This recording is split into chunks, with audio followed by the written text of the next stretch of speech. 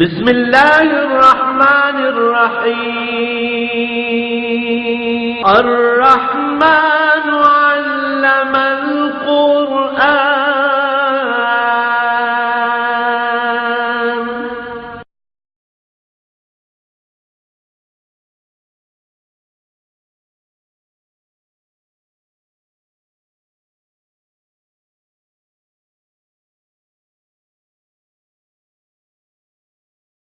الحمد للہ رب العالمین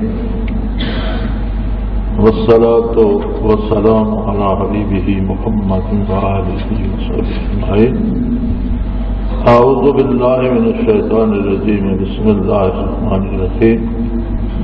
قال رجلان من الذین یخافون انعم اللہ علیہم ادخلوا علیہم الباب فاذا دخلتموه فانکم غالبون وعلى الله فتوكلوا إن كنتم مؤمنين۔ قالوا يا موسى إنا لن ندخلها ما داموا فيها فاذهب أنت وربك فقاتلا إنا هاهنا قاعدون۔ قال رب إني لا أملك إلا نفسي وأخي فافرق بيننا وبين القوم الفاسقين۔ قال فإنها محرمة عليهم 40 سنة یتیہون فی الارض فلا تأس علی القوم الفاسقین۔ اللہم سبحانک لا علم لنا الا ما علمتنا انک انت العلیم الحکیم۔ مولانا صلی وسلم دائما ابدا علی حبیبک خیر الخلق۔ اللہ جل شانہ نے بنی اسرائیل پہ بہت احسان فرمایا، ان میں 2 نبی مبعوث فرمائے، موسیٰ علیہ السلام اور ہارون علیہ السلام، اور فرعون سے قبطیوں سے انہیں نجات دلائی۔ جس ملک میں انہیں انسان تک نہیں گردانا جاتا تھا، اس ملک کی سلطنت و حکومت ان کے ہاتھوں سپرد کر دی، فرعون کو لو لشکر سمیت غرق کر دیا۔ لیکن یہ کچھ عظیم مزاج کے لوگ تھے، پہلے کسی کو بت پرستی کرتے دیکھا تو کہنے لگے ہمارے لیے بھی ایسا کوئی بنا دیں، پھر بچڑے کی پوجا میں ملوث ہو گئے۔ اللہ کریم نے موسیٰ علیہ السلام کی دعا سے ان کی توبہ قبول تو فرمائی، لیکن ہزاروں لوگ اس میں قتل ہوئے۔ اب انہیں حکم ہوا کہ آگے بڑھو اور اس شہر میں داخل ہو جاؤ، اللہ اسے تمہارے ہاتھ پہ فتح کر دے گا۔ یہ ملک یا ریاست تھی اور یہ اس کا مرکزی شہر تھا۔ علماء تفسیر نے کئی شہروں کے نام لکھے ہیں، لیکن ایک بات پہ سب متفق ہیں کہ ملک شام کا ایک مرکزی شہر تھا، دارالخلافہ تھا۔ اس کی فتح سے مراد سارے ملک کی فتح تھی۔ اللہ کریم نے احسان فرمایا کہ نہ صرف مصر کی بلکہ اس ملک کی حکومت بھی تم لے لو اور اللہ کی راہ میں جہاد کرو۔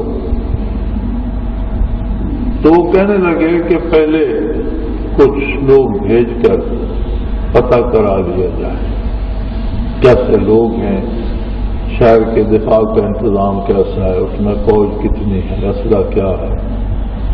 اور یہ عموماً ہوتا ہے، اب کس کو بھیجا جائے؟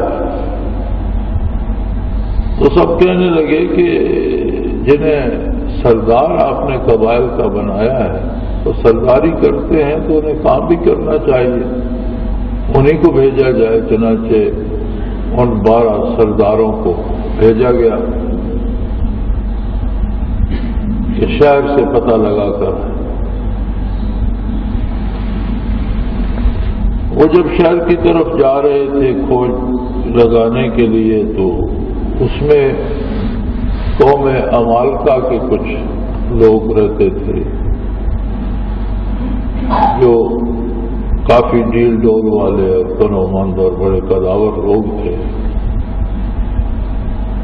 ان میں سے کسی بندے نے انہیں دیکھا تو وہ سب کو گرفتار کر کے لے گیا، اور 12 سے وہ ایک پکڑا تھا۔ وہاں جب پہنچے تو کچھ لوگوں نے اصل حقیقت حال اگل دی. امالکا کا جو حکمران تھا اس کے دربار میں مشورہ ہوا انہیں قتل کیا جائے. کچھ لوگوں نے کہا کہ انہیں قتل کیوں کرتے ہیں, انہیں چھوڑ دیں, یہ تو ہمارے ایک بندے سے ڈر گئے ہیں اور یہ واپس جا کر پوری فوج کو بدل کر دیں گے. آپ انہیں قتل کر دیں گے تو باقیوں کو کیا پتا ہوگا, تو یہ واپس جائیں گے تو یہ تو ڈرے سہمے ہوئے ہیں, سب کو بدل کر دیں گے. چنانچہ انہیں چھوڑ دیا گیا, واپس آ گئے. واپس آئے تو راستے میں آئے تو کرتے آئے کہ یہ حالات عام آدمیوں کو ہر ایک کو نہیں بتائیں گے, لیکن وہ جو کسی کے ساتھ کسی کی دوستی تھی کہ آگے نہ بتانا میں تمہیں بتاتا ہوں, اس طرح سے بات پھیل گئی. 2 سردار ان میں ثابت قدم رہے. ہوتا یہ ہے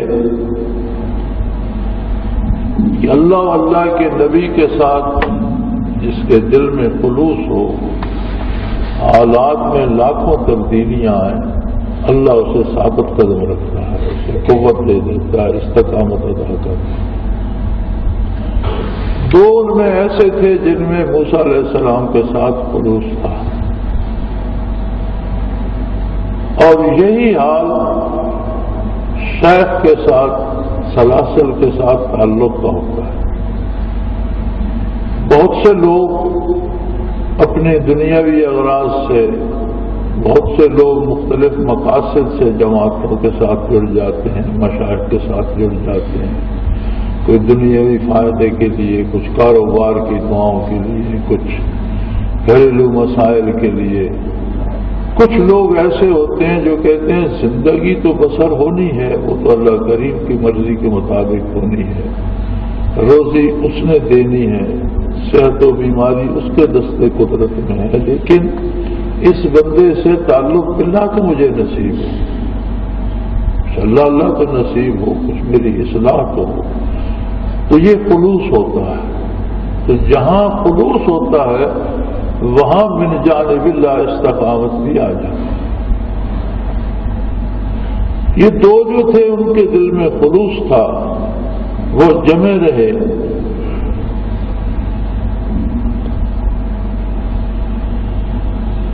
تو انہوں نے قال رجلان من الذین یخافون انعم اللہ علیہم ادخلوا علیہم الباب, جو 2 بندے جنہیں اللہ نے استقامت عطا فرمائی تھی وہ انہیں کہنے انعم اللہ علیہما, یہ ان پر اللہ کا انعام تھا, انہی کا حصہ تھے, اسی قوم میں سے تھے, ان کے ساتھ گئے, سارے حالات دیکھ کر آئے, لیکن وہ اس بات پر قائم تھے کہ اللہ کا حکم ہے, تم کر گزرو, آگے اس کے دستے قدرت میں کیا ہوتا ہے, تمہیں اطاعت کرنی ہے, تم اللہ کی اطاعت, اللہ کے نبی کی اطاعت کرنی ہے, اللہ کے نبی کا جو حکم ہے تم کر گزرو, آگے دیکھو اللہ کیا کرتا ہے.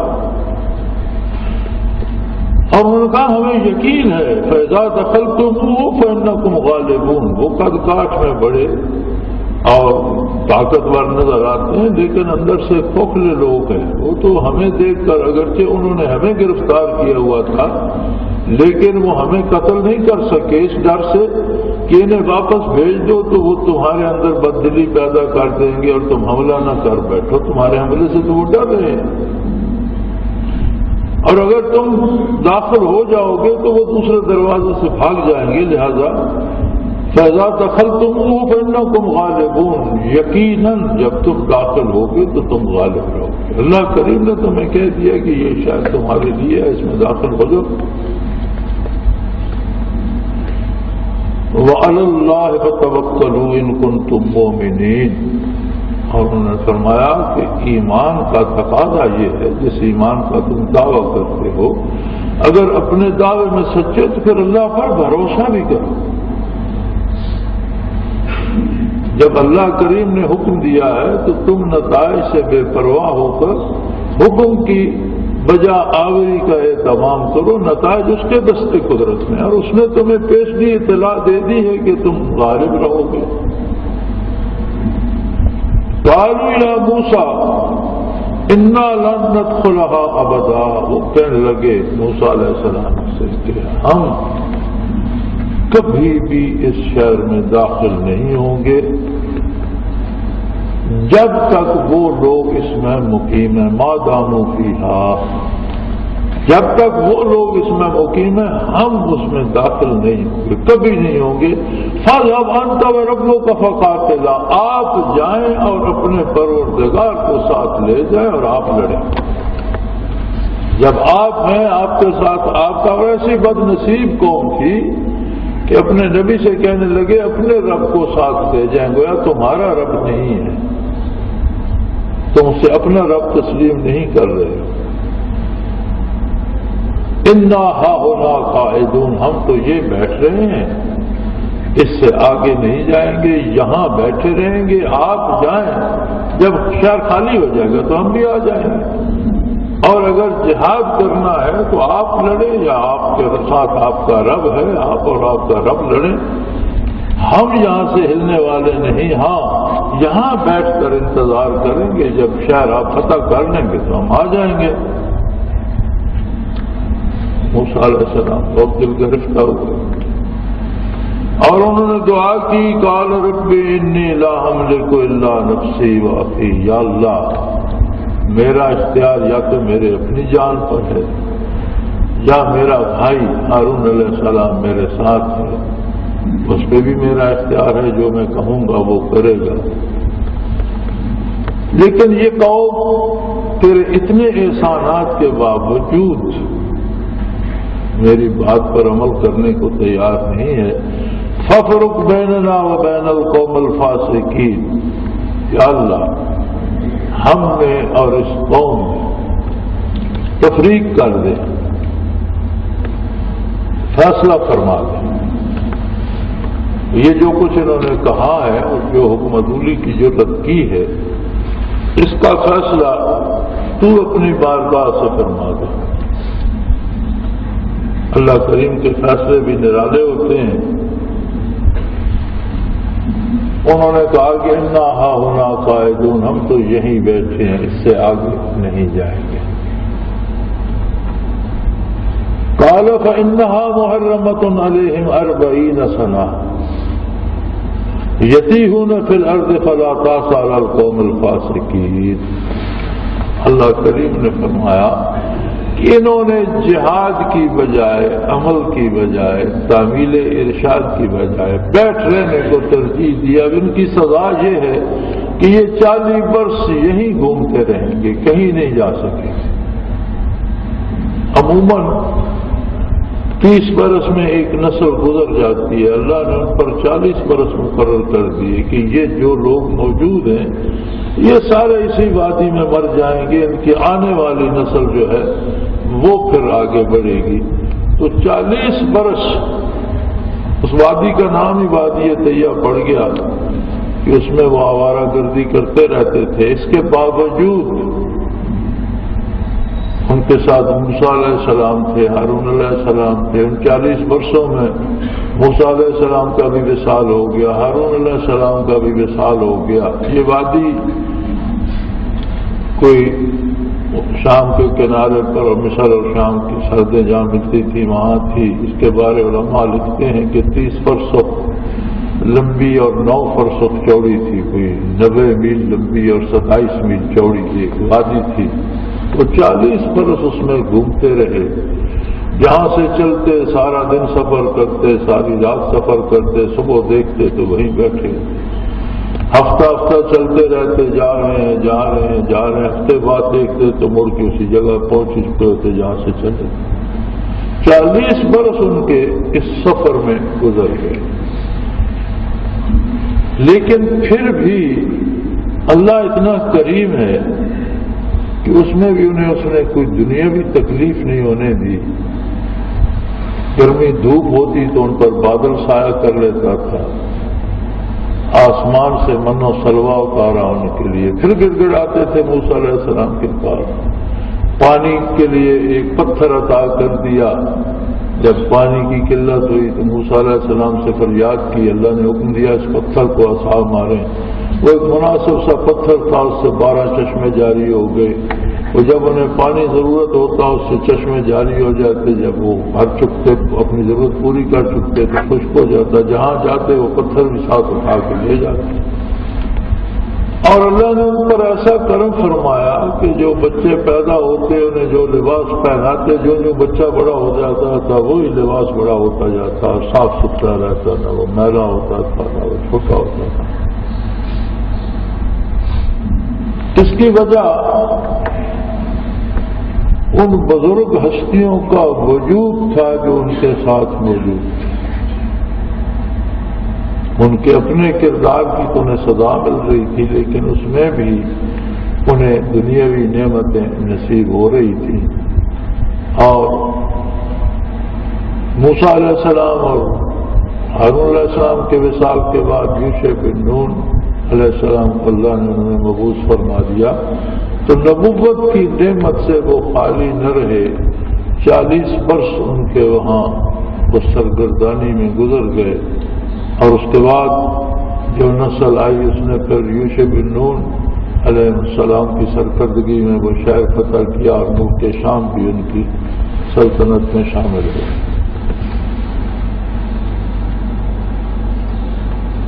وَاتْلُ عَلَيْهِمْ نَبَأَ ابْنِ آدَمَ بِالْحَقِّ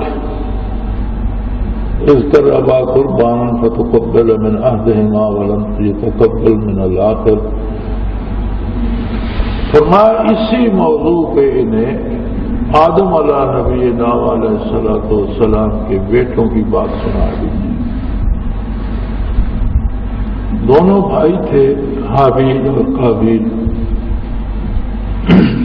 آدم علیہ نبینا علیہ السلام کا جب ملاقات ہوئی میدان عرفات میں اما ہوا سے، اور اس کے بعد ان کی اولاد ہونا شروع ہوئی، تو ان کے ہاں جڑواں بچے پیدا ہوتے تھے، اور ہر جڑواں بچے ایک بیٹا اور ایک بیٹی ہوتی تھی۔ اب چونکہ اولاد آدم علیہ السلام کے علاوہ تو انسانیت کوئی تھی نہیں، تو جو جڑواں ہوتے ان کو سگا بہن بھائی شمار کر کے دوسرے بھائی کے ساتھ جو بہن پیدا ہوتی اس بھائی کی شادی اس سے کر دیتے، اور جو اس کے ساتھ پیدا ہوتی اس کی شادی دوسرے بھائی کے ساتھ کر دی جاتی۔ حابیل اور قابیل جب بڑے ہوئے تو قابیل کہنے لگا کہ میرے ساتھ جو بہن پیدا ہوئی ہے میں اس سے شادی کروں گا، یہ خوبصورت ہے، حسین ہے۔ جو حابیل کے ساتھ پیدا ہوئی ہے وہ ایسی خوبصورت نہیں ہے، یہ اس سے شادی کر دیں۔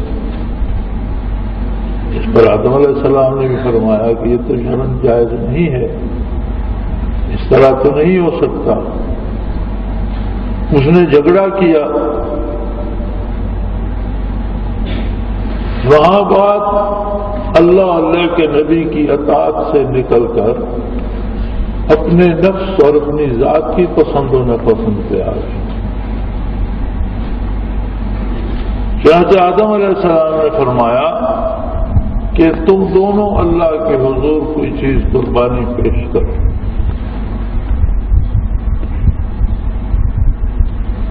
طریقہ یہ ہوا کہ جو چیز پیش کی جائے گی میدان میں، اللہ جسے قبول فرمائیں گے آسمان سے آگ آئے گی اسے کھا جائے گی، اور جو رد فرما دیں گے وہ کھڑی رہ جائے گی۔ چنانچہ حابیل اور قابیل دونوں نے اللہ کی بارگاہ میں قربانی پیش کی۔ وَاتْلُ عَلَيْهِمْ نَبَأَ ابْنِ آدَمَ بِالْحَقِّ، آدم علیہ السلام کے دونوں بیٹوں کی بات انہیں سنائیے، کھری کھری صاف اور صحیح۔ جب انہوں نے قربانی پیش کی فَتُقُبِّلَ مِنْ أَحَدِهِمَا، ایک کی قربانی اللہ نے قبول کر لی، حابیل کی قربانی، چونکہ وہ حق پر تھا۔ وَلَمْ يَتَقَبَّلَ مِنَ الْآخِرِ، اور قابیل کی قربانی دوسرے کی قربانی قبول نہ کی گئی۔ وہ بھڑک اٹھا، قال انما يتقبل اللہ من وہ کہنے لگا قال لأقتلنک، میں تجھے قتل کر دوں گا۔ قابیل کہنے لگا حابیل سے کہ میں تجھے قتل کر دوں گا، میں تجھے ایسا نہیں کرنے دوں گا۔ تو انہوں نے فرمایا انما يتقبل اللہ من المتقین، انہوں نے کہا دیکھو اللہ کے حضور میں جو بات قبول ہوتی ہے وہ ان لوگوں کی ہوتی ہے جو اللہ کے لیے خلوص سے اس کی اطاعت کرتے ہیں اور اللہ کی رضا کے لیے کرتے ہیں۔ میں نے جو قربانی پیش کی میں نے اللہ کی رضا کے لیے پیش کی، وہ قبول ہو گئی۔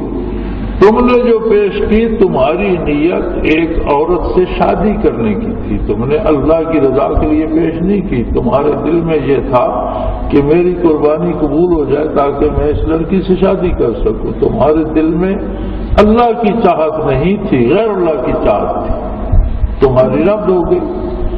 میرے دل میں اللہ کی چاہت تھی، جو فیصلہ اللہ کر دے میں اس پہ راضی ہوں، میں اللہ کی رضا چاہتا تھا، میری اللہ نے قبول کر لی۔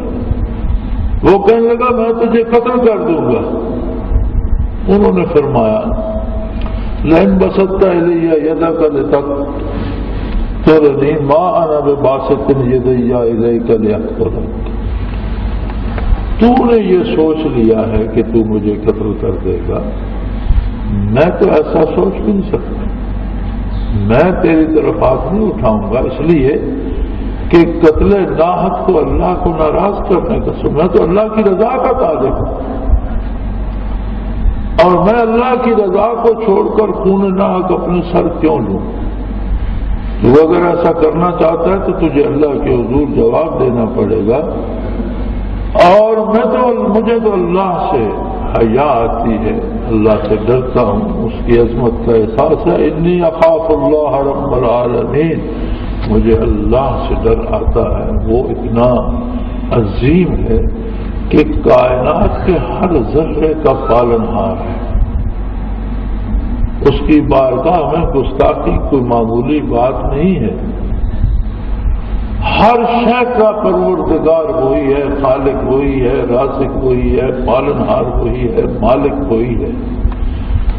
تو کسی بھی جرم کو دو اعتبار سے دیکھا جاتا ہے، ایک تو یہ ہے کہ گستاخی کیا کی ہے، دوسرا یہ ہوتی ہے کہ کس بارگاہ میں کی ہے۔ تو اللہ کی بارگاہ میں گستاخی تو یہ تو ممکن وہ رب العالمین ہے، میں تو یہ سوچ بھی نہیں سکتا۔ لیکن میں یہ چاہتا ہوں کہ اگر تو مجھے قتل کر دے گا تو میں یہ جانتا ہوں انی اريد ان تبوء باسمی واسمک فتکون من اصحاب النار ذلک جزاء الظالمین۔ وہ فرمانے لگے کہ اگر تو مجھے قتل کر دے گا تو میں یہ سمجھتا ہوں کہ مجھ سے جو خطا یا نادانستگی میں یا دانستگی میں اگر کوئی غلطی ہو گئی ہے، اگر کوئی گناہ میرے ذمہ ہے تو اللہ وہ بھی تیرے سر ڈال دے گا اور تجھے دوزخ میں جانا پڑے گا، کہ ظالموں کی یہی سزا ہے، غلط کاروں کو یہی نتیجہ نصیب ہوتا ہے۔ آدمی غلط کرتا رہتا ہے اور پرواہ نہیں کرتا، لیکن جب انجام سامنے آتا ہے تو پھر بڑے بڑے خطا کار جو ہیں ان کی ہوا نکل جاتی ہے۔ جب فرعون جیسے ظالم جابر متکبر نے بھی موت کو سامنے دیکھا تھا تو کہنے لگا میں ایمان لاتا ہوں، تو ارشاد ہوا کہ اب وہی وقت گزر چکا، اب تو نے برزخ سے، اب تو موت کے فرشتے تیرے سامنے ہیں۔ ایمان بالغیب مطلوب تھا، جب وقت تھا اس وقت تو اکڑتا رہا اور اپنے تکبر میں رہا اور برسوں موسیٰ علیہ السلام کے خلاف ڈٹا رہا۔ اب وہ وقت گزر گیا، اب تو تیرے سامنے موت کے فرشتے موجود ہیں، اب توبہ کا وقت نکل چکا۔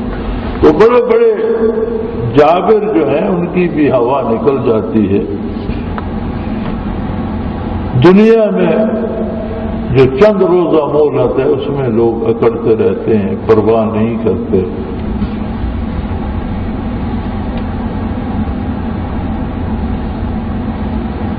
اور سمجھتے ہیں کہ عذاب الہی مذاق ہے۔ ایک عام جملہ ہے، زبان زد عام، لوگ بڑے آرام سے کہہ دیتے ہیں کہ کس ڈٹھا بھائی کون مڑ کے آیا۔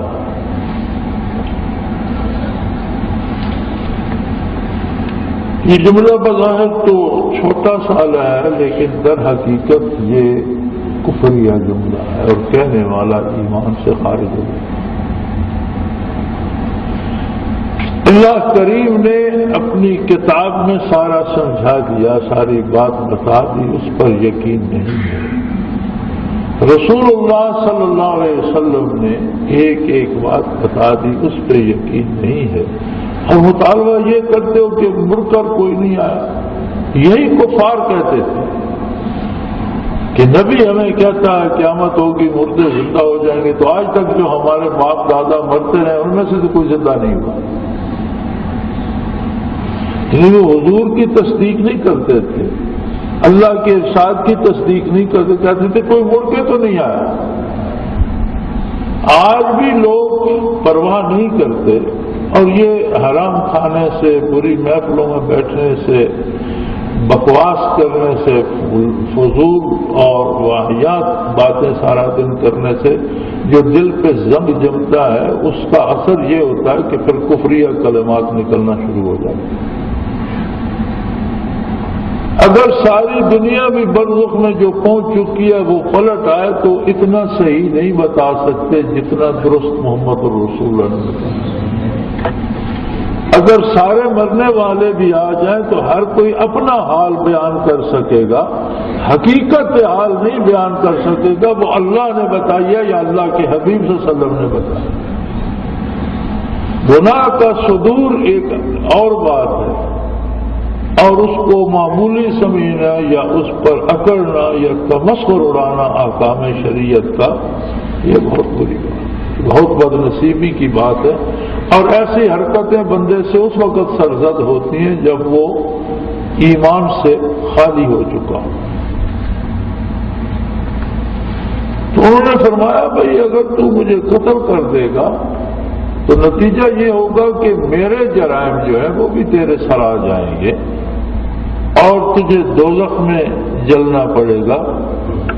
وَذَلِكَ جَزَاءُ الظَّالِمِينَ، ظلم کہتے ہیں وضع الشیء فی غیر محلہ، کسی چیز کو ایسی جگہ رکھنا جو اس کا مقام نہ ہو، یعنی کوئی بھی غلط کام جو کیا جائے وہ ظلم ہے۔ اور سب سے بڑا ظلم قرآن نے کہا ان الشرک لظلم عظیم، سب سے بڑا ظلم یہ ہے کہ کسی کو اللہ کی ذات یا اس کی صفات میں شریک مانا۔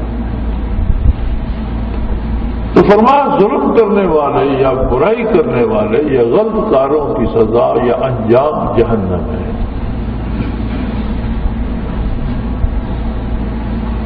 فَتَبَعَتْ لَهُ نَفْسُهُ قَتْلَ أَخِيهِ، اس کے نفس نے اسے بھائی کے قتل پہ اکسایا۔ بات نفس کی آ گئی نا، انسان آمیزہ ہے بدن اور روح، اور بدن محض ایک آلہ ہے، حقیقی انسان روح ہے۔ علماء کرام فرماتے ہیں کہ جب مطلق انسان کی بات کی جائے تو مراد روح سے ہوتی ہے۔ بدن ایک سواری ہے، ایک گھوڑا ہے، ایک ہتھیار ہے مادی دنیا میں، جسے استعمال کر کے روح اپنا وقت، اپنا آزمائش کا وقت پورا کرتی ہے۔ جس طرح روح کے اجزاء ہیں، عالم امر کے لطائف ہیں روح میں، اسی طرح بدن کے اجزاء میں آگ، مٹی، ہوا اور پانی اللہ کریم نے شامل فرمائی، اجزاء بدن ہیں۔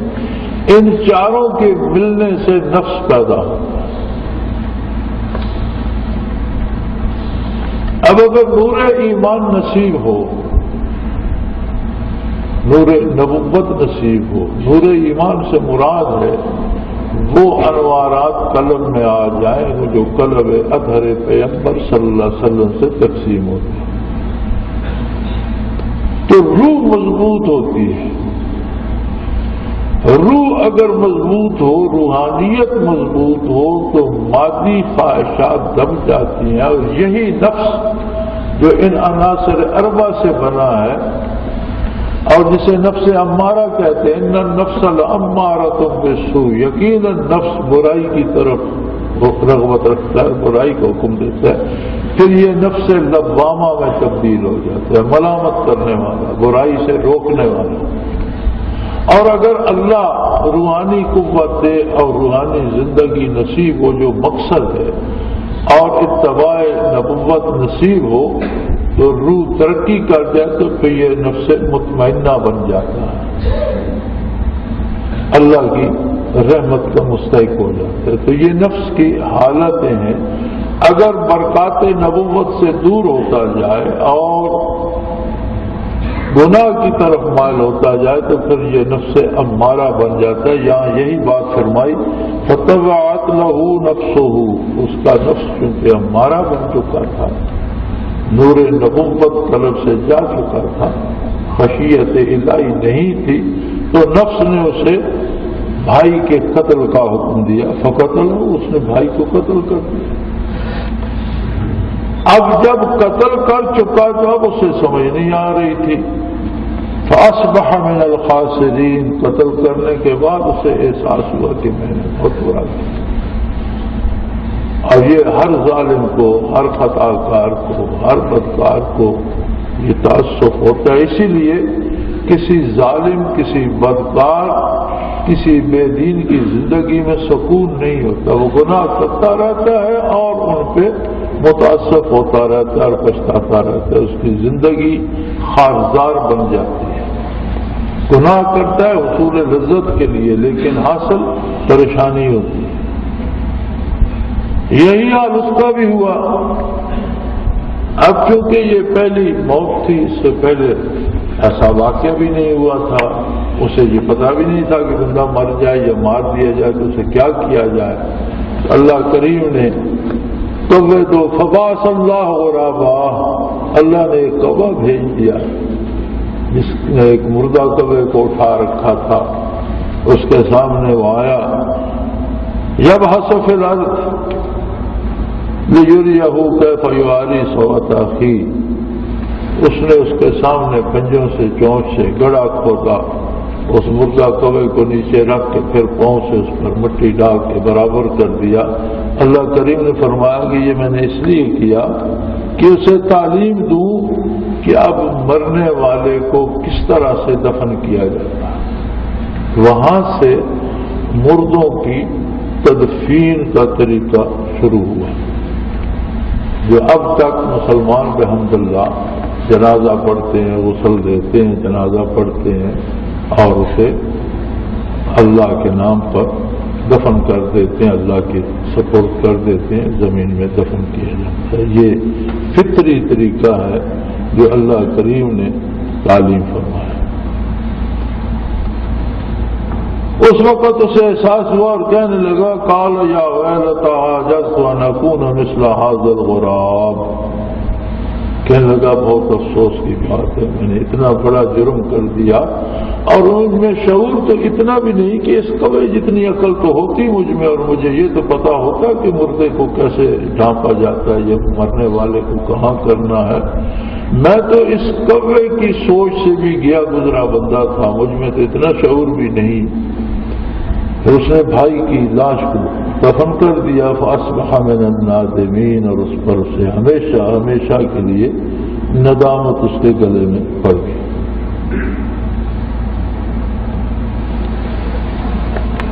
اصل یہ بھی بڑی بدنصیبی ہوتی ہے کہ اب اسے ندامت یہ ہو رہی تھی، یہ ندامت نہیں تھی کہ میں نے بھائی کو کیوں قتل کیا، ندامت یہ تھی کہ مجھے یہ شعور کیوں نہیں آیا کہ میں اس طرح چھپا دیتا لاش کو اور اس طرح دفن کرتا۔ اگر قتل پہ تو ندامت ہوتی پھر تو توبہ کی طرف رجوع کرتا، اللہ سے معافی مانگنے کی طرف جاتا، لیکن وہ توفیق نہیں ہوئی۔ اپنی کم عقلی اور اپنی اس کمزوری پہ ندامت ہو رہی تھی کہ دیکھو ایک کوے میں بھی شعور تھا، اس نے ایک مردہ کوے کو کس طرح مٹی میں چھپا دیا اور مجھے یہ سمجھ بھی نہیں آئی۔ اللہ کریم فرماتے ہیں کہ اس دن سے ہم نے بنی اسرائیل پہ بھی یہ فرض کر دیا، من اجل ذالک كتبنا على بنی اسرائیل انہ من قتل نفسا بغیر نفس او فساد فی الارض فکأنما قتل الناس جميعا ومن احیاها فکأنما احیا الناس جميعا ولقد جاءتهم رسلنا بالبینات ثم ان کثیرا منهم بعد ذلك فی الارض لمسرفون۔ ہم نے بنی اسرائیل سے بھی کہا کہ قتل انسان جو ہے یہ اتنا بڑا جرم ہے کہ ایک فرد کا قتل اس کی سزا پوری انسانیت کے قتل کے برابر کی جائے گی، یعنی جز کو کل شمار کیا جائے گا۔ یہ بہت بڑی گستاخی ہے جب تم زندگی کا ایک لمحہ کسی کو دے نہیں سکتے تو تمہیں زندگی چھینے کا اختیار کہاں سے ملے؟ جو چیز تم دے نہیں سکتے وہ تم چھین کیسے سکتے؟ اور پھر ایک فرد کو قتل کرتے ہو تو وہ انسان کا نہیں، انسانیت کا قتل شمار ہو۔ اور یہ آج بھی یہ حکم ایسا ہی ہے، بلا جواز، بغیر حکم شرعی۔ وہ مالک ہے جس نے زندگی دی ہے وہ لے سکتا ہے۔ کسی جرم کی سزا میں یا جہاد میں اللہ قتل کا یا قتال کا حکم دے تو وہ اس کی مرضی، وہ اس کے حکم پہ مارے گا۔ اپنی ذات کے لیے یا ذاتی غصے میں یا ذاتی مفاد کے لیے یا ذاتی انتقام کے لیے کسی کو قتل کیا جائے تو یہ اتنا بڑا جرم ہے جیسے کسی نے ساری انسانیت کو قتل کر دیا۔ اور ساری انسانیت آدم علیہ نبینا علیہ الصلوۃ والسلام سے لے کر قیامت تک آنے والے انسانوں پر مرید ہے۔ انما قتل الناس جميعا، الناس اولاد آدم پہ اطلاق ہوتا ہے اس کا، یعنی جتنی انسانیت، جتنی انسانی زندگی وجود میں آنی ہے گویا وہ سب کا قاتل ہے۔ اب یہ بڑی عجیب بات ہے کہ آج جس دور میں ہم اور جس سطح پہ ہم بیٹھے ہیں یہاں تو قتل انسانی تو کوئی بات ہی نہیں، جون مارنے سے بھی آسان ہے، جس کا جی چاہتا ہے، جس کو جی چاہتا ہے قتل کر دیتا ہے۔ اور عجیب بات ہے، اس عہد کی عجیب بات یہ ہے کہ آدم علیہ السلام کے بیٹے نے بھائی کو قتل کر دیا۔ اس کی ایک وجہ تھی، وہ جانتا تھا یہ کون ہے، اسے پتا تھا اس کی شادی ہو رہی ہے، کوئی وجہ بھی تھی، اسے بھی پتا تھا کہ یہ اس وجہ سے مجھے قتل کر رہا ہے۔ آج جو قتل ہو رہے مقتول کو پتہ ہی نہیں ہوتا مجھے کس نے قتل کر دیا اور مجھے کیوں قتل کر دیا، اور قاتل کو پتہ ہی نہیں ہوتا میں نے کتنے بندے قتل کر دیے، کیوں قتل کر دیا۔ ایک خودکش جیکٹ لے کر کسی مسجد میں، کسی مجمع میں، کسی جلسے میں، کسی دکان میں ہٹا دیتے ہیں، کتنے بندے مرے، وہ کون تھے؟ مرد تھے، عورتیں تھیں، بوڑھے تھے، جوان تھے، بچے تھے، بیویاں تھیں، گناہگار تھے، بے گناہ تھے، مومن تھے، کافر تھے، نیک تھے، بدکار تھے، عالم تھے، جہاں کوئی پتہ نہیں۔ مارنے والا تکلف نہیں کرتا کہ یہ جان تو لے کس کو مار رہا، مرنے والے کو تو خیر پتہ ہی نہیں مجھے کس نے مار دیا، یہ نہیں، یہ تو ظلم کی انتہا ہے، اس کا کوئی جواب نہیں۔ لیکن ہر عمل اپنا رد عمل چھوڑتا ہے۔ کیا یہ جب سے پاکستان بنا ہے تب سے اس طرح قتل اور دہشت گردی ہوتی آ رہی ہے یا ہوا کہ شروع ہو گئی ہے گزشتہ کچھ عرصے میں؟ اس کا مطلب ہے کہ جو کام بعد میں ہوتا ہے وہ رد عمل ہوتا ہے۔ کچھ امور ایسے بھی ہیں جو ہم خود جان بوجھ کر ہماری حکومت کرتی ہے جس کے رد عمل میں یہ قتل عام شروع ہو گیا۔ یہ باتیں تلخ ہیں لیکن کسی بھی بیماری کی جب تک وجہ معلوم نہ اس کا کوئی علاج نہیں۔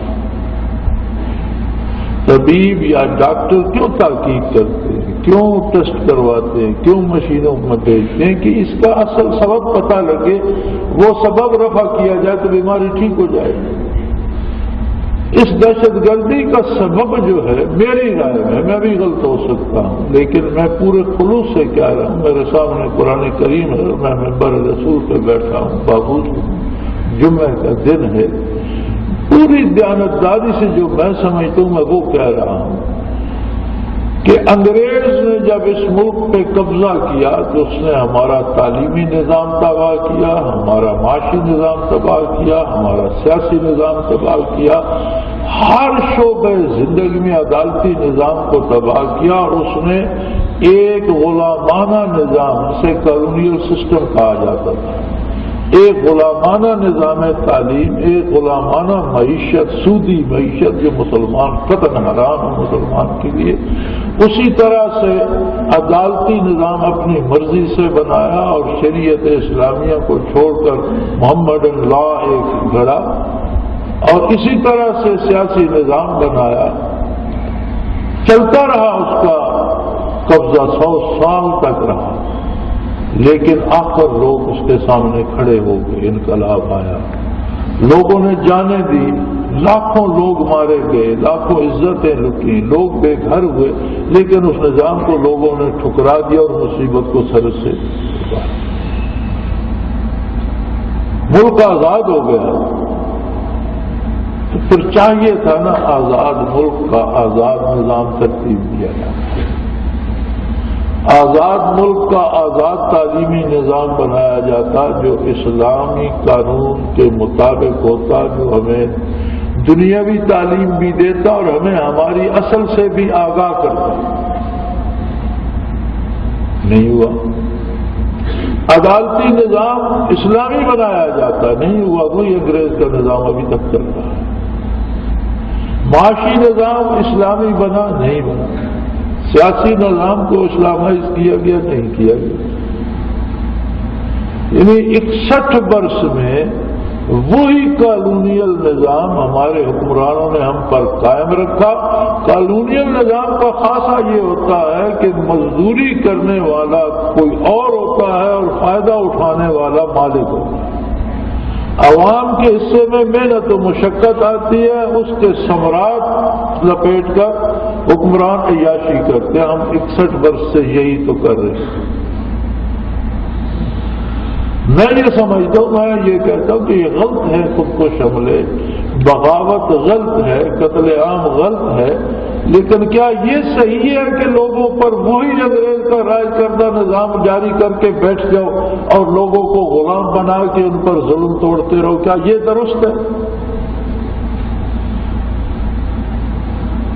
تو اصل مرض یہ ہے کہ ہمارا انداز حکمرانی جو ہے وہ غلط ہے، اس کے رد عمل میں یہ قتل عام ہو رہا ہے۔ اب یہ انصاف وہ اللہ کرے گا کہ کون قصوروار ہے اور کون بے قصور ہے، کون شہید ہے اور کون قتل ہوا۔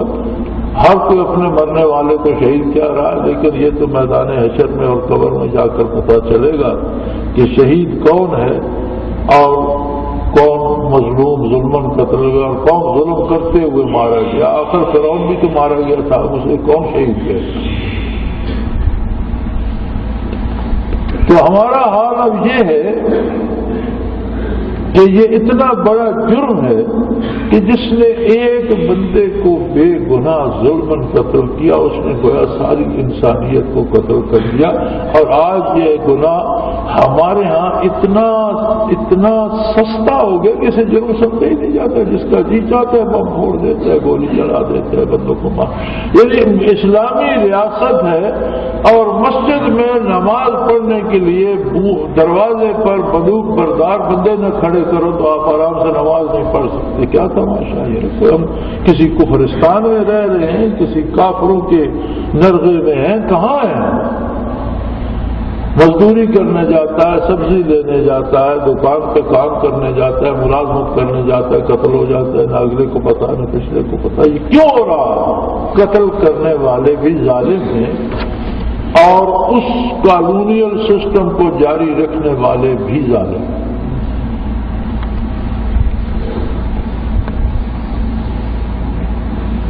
ومن احیاہا، کسی نے کسی مظلوم کی مدد کی، کسی بیمار کو، کسی مریض کو، کسی ظلم قتل ہونے والوں کو قتل ہونے سے بچایا اگر، یہ نہیں کہ جہاد میں کوئی کافر کو قتل ہونے سے بچائے، جس پر شرعی سزا جاری ہو جائے اسے بچائے، وہ اس میں نہیں ہے۔ وہ جو ظلمن قتل کیے جا رہے ہیں ان میں سے کسی کو اگر کسی نے بچایا اسے اجر بھی اتنا ہی ملے گا گویا اس نے ساری انسانیت کی زندگی بچائی۔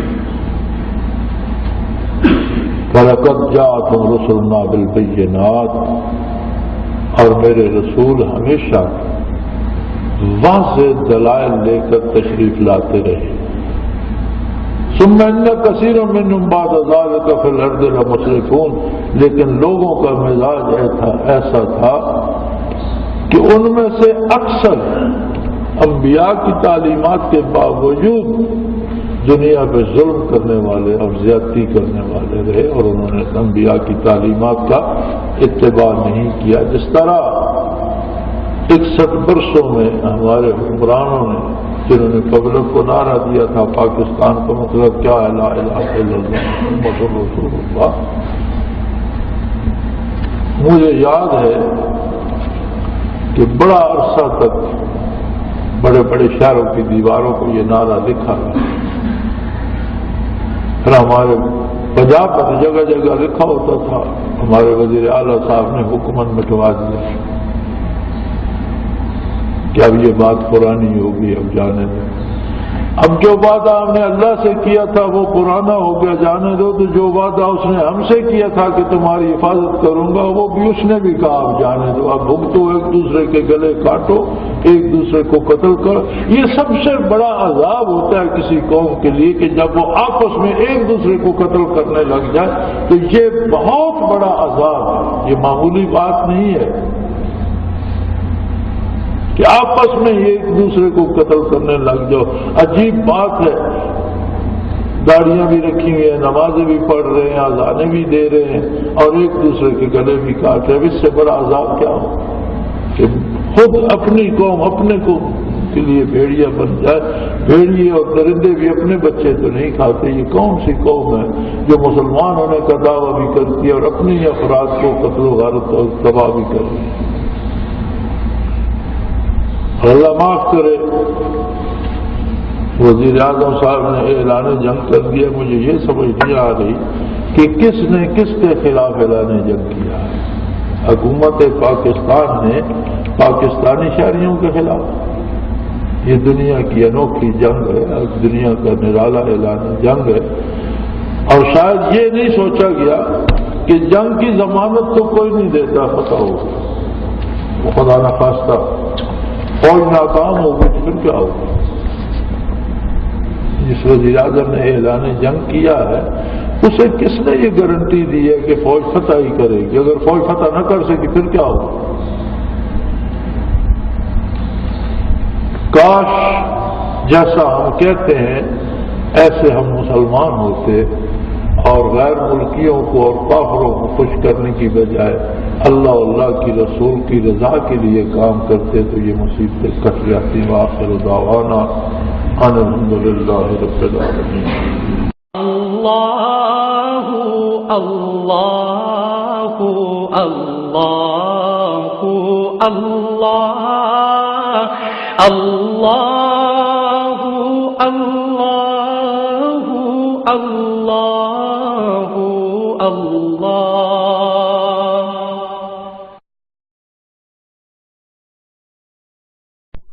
حضرت امیر محمد اکرم آوان مد ذلہ العالی دارالعرفان منارہ ضلع چکوال میں سالہ سال سے قرآن و حدیث کے اوپر خطابات کر رہے ہیں اور سلسلہ نقشبندیہ اویسیہ کے مطابق لوگوں کو ذکر الہی کی تربیت دے رہے ہیں۔ وہ قرآن پاک کی تفسیر ترتیب وار بیان کر رہے ہیں۔ تفسیر قرآن کو وہ موجودہ ملکی اور بین الاقوامی حالات کے مطابق بیان کرتے ہیں۔ موٹر وے سے کلر کہار کے انٹرچینج سے نکلتے ہوئے کلر کہار کی جھیل سے ہوتے ہوئے میانی، بوچھال اور نور پور سے گزرتے ہوئے دارالعرفان منارہ پہنچ سکتے ہیں۔ حضرت امیر محمد اکرم آوان نے بچیوں اور بچوں کی دینی اور دنیاوی تعلیم کے لیے سقارہ اکیڈمی کے نام سے ایک درسگاہ بھی قائم کی ہے، جس کا افتتاح ملک پاکستان کے صدر جنرل محمد ضیاء الحق نے اپنے دست مبارک سے کیا تھا۔ وہ تمام احباب جو اسلام کی طلب رکھتے ہیں ان سے گزارش ہے کہ دارالعرفان منارہ ضلع چکوال میں امیر محمد اکرم آوان صاحب کے خطابات سے مستفید ہوں۔ وہ ہر جمعے کو نماز سے پہلے بیان فرماتے ہیں۔ हर माह की पहली इतवार को माहाना इज्तिमा होता है जिसमें आप खुसूसी खिताब फरमाते हैं और पाकिस्तान के चारों सूबों से अहबाब इस इज्तिमा में शिरकत करते हैं।